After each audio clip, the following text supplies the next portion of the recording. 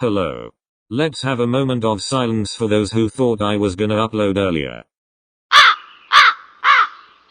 Now on to the video. Disclaimer, sometimes I create my scripts with boo-boo words. If you're sensitive, I suggest you should click off the video. I only own the plot on this story and nothing else.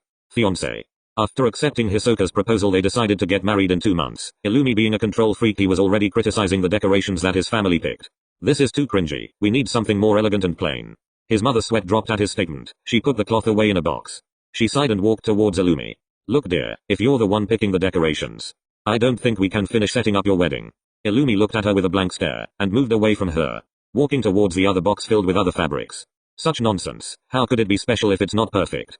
She lets out a much heavier sigh as Illumi walked out of the room. You're lucky I'm used to your antics. Shut up, mother. Illumi shouted calmly, but still loud enough for her to hear clearly. Time skip.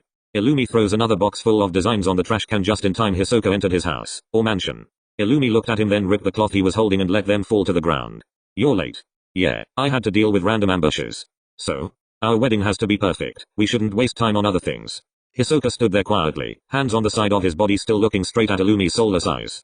Illumi got back to picking. This is too full of designs. Illumi threw the cloth across the room. Do you really think our wedding needs to be perfect? Illumi blankly looked at him. If it's not perfect, then how is it special? Hisoka bit his lip and walked towards the door and holds its doorknob and looked at Illumi. You need to think about what you just said, my dear. Hisoka left, slamming the door close. Horizontal ellipsis. Illumi stood there with a lifeless expression, but his hand was squeezing a cloth in anger. Time skip. He opened the door of Hisoka's apartment. He saw Hisoka in the kitchen making cereal. Hisoka turned to him and brings his gaze back to the cereal. Hey. His voice was cold and stern, which made Illumi nervous on the inside. Hisoka saw long black hair flow behind his back and felt a cold hug from Illumi. I'm sorry, I just want the wedding to be perfect. We rarely go out, you're always busy with work. I felt like you weren't feeling the spark like you felt with me before. I wanted it to be perfect because it's the only day you'd be focused on me. Illumi let out a single tear out but still kept his unbothered face. Hisoka turned around sighing and held Illumi's body.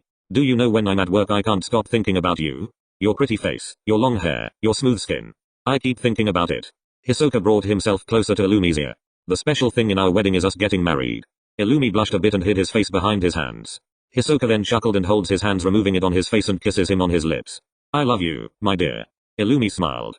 I love you too.